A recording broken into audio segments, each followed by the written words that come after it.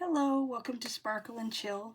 In today's video, I'm going to do the sealing of this particular painting, and I'm only sealing, I don't always seal them, but this one has a couple that look like they're going to pop out, so I decided I would go ahead and seal this one. This is just some sealant. I took the label off so I could see how much was in it. I bought about a box of 6 of these a while back, and I've only used, I haven't sealed very many. I just do them when I absolutely have to, and this one looks like it's just going to need it. There's a few places where drills are coming up, so I'm just going to show you how I do that. And it should be a pretty quick video, and then you let it dry overnight, and then you can put it in your thing. So what I do is I just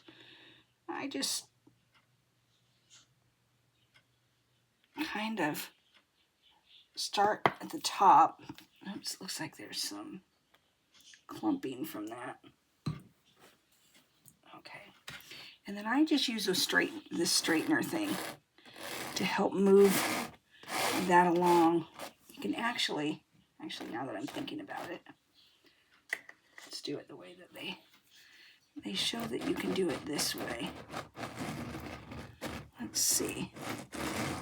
Oh yeah, this works really good. Before I've used a different deal, but this works pretty good.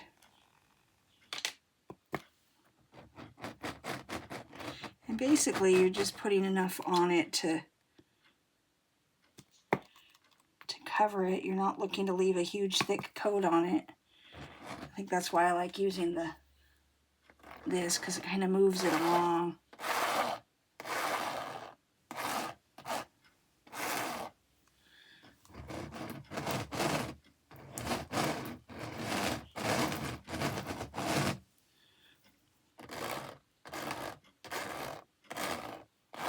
Some people say this dulls the shine, but I haven't found that it does that. I think if you do it,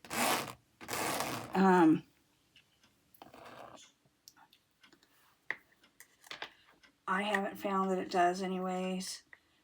I'm finding that doesn't want to stay.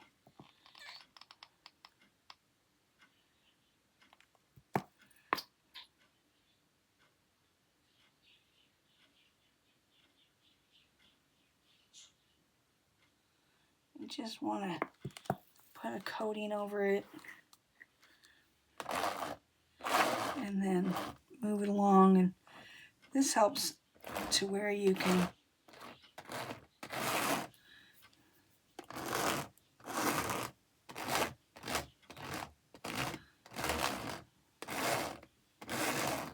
and I have it upright so that it'll make it kind of go down, you know, so it'll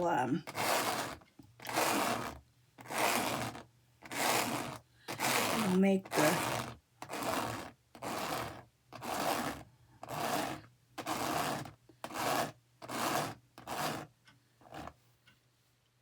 some areas are wetter than others. I think if I get it at an angle, I can see kind of where some of the globbiness is. So you don't really want it globbed in an area. You want it to just lightly coat it and fill in.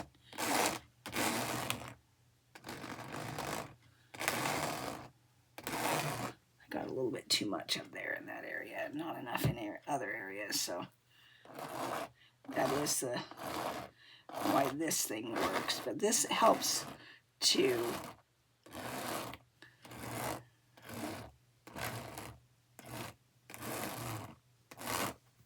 in some areas this did really good, in other areas it didn't. So let's just see.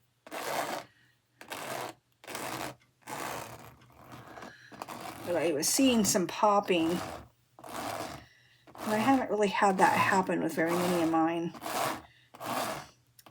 I read about sealing in some companies. I mean, it voids your warranty if you buy those really expensive kits. Then you don't really want to do this if you're, you know, because you don't want to void your warranty if you've got one. I don't buy those kits too often. And like I said, I don't seal them that often either. Just when I feel like it really needs it. And this particular kit, I feel like since it's starting to, I was starting to see some things wanting to pop off, I thought, maybe we should go ahead and seal this one. I think I got some on my hand. Well, yes, I did. That's the other thing. It's kind of messy if you're...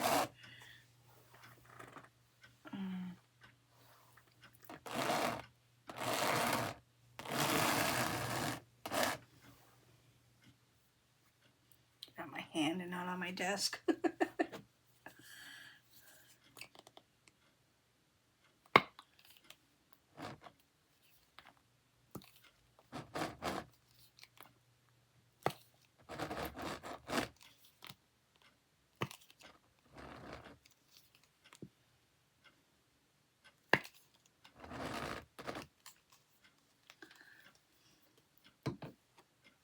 Gosh, I've got it on my hands. Okay, so the good thing is when you look at it on an angle, you can see where it's kind of a bit more than you need to have on it, and you can just, this is just a straightener, and this stuff washes right off of there. You just got to do it right when you're done. Just go wash it, and it's just fine. I've done it before, but I do like having it on an angle like this because the gravity will just cause it to kind of start to go down. And then this dries in a couple hours. I leave it out for at least 24 to make sure that it completely dries before I put it into anything. So I have either if you're going to frame it or if you're going to, put it up on put it into a book. I keep most of mine in little books, and I'm going to washi tape around the edges or put some other, oops, that's going way too far.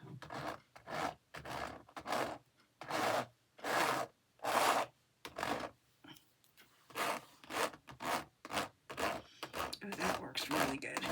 Going from the bottom up for what's dripping down. And you just kind of do this till it looks like it's coated properly, like there's not an excess in any area. And when it dries, it'll be just as shiny. Some people say that, oh, it looks like I got a bead that popped off somewhere. That's why I'm doing this, because I had seen a bead pop off.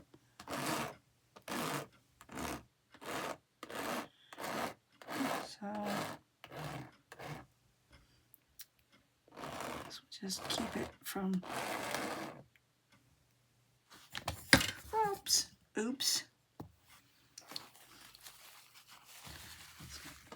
That. This little area down here.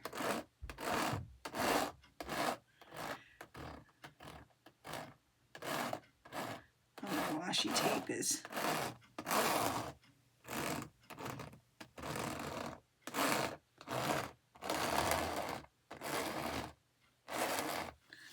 And you can just let it sit see how it's flowing. You'll be able to help that to go down to where it should go. You got a little bit of excess in some areas.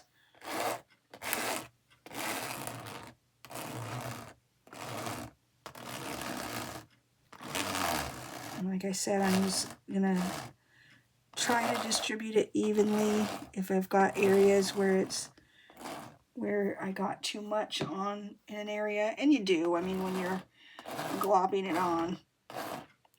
And I'm sure some of you are probably much better at this than me, but this is what I've done. This is the best way that I found to do it. I like this because it flattens it out more than the head of the bottle.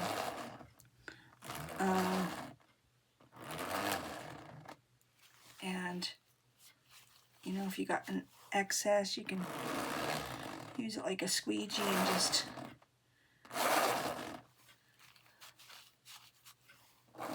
I did put a bit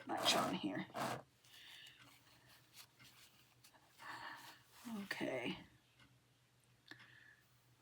This is how I do it, I think.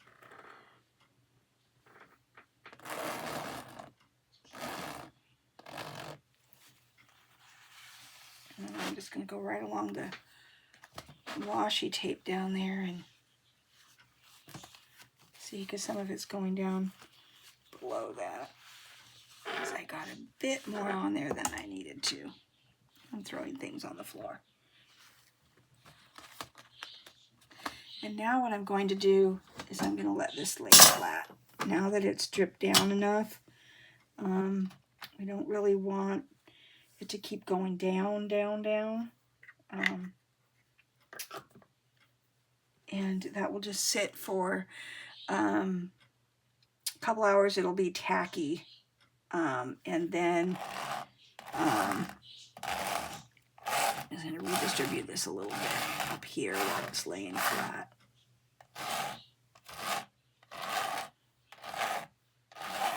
And yeah, that's all there really is to it. There's no big magic thing. And this will help your drills to stay in place. And, you know, even over time it should, and they're still pretty flexible when you do this. I know some people like to roll theirs up. I don't have any that are big enough that I'm rolling them. All mine are laid flat in a portfolio. But this is what I've done. Now I will go and wash this and make sure that there's none on the desk. There's none on the desk. And this is just going to sit like so. And yeah. And we have officially sealed it.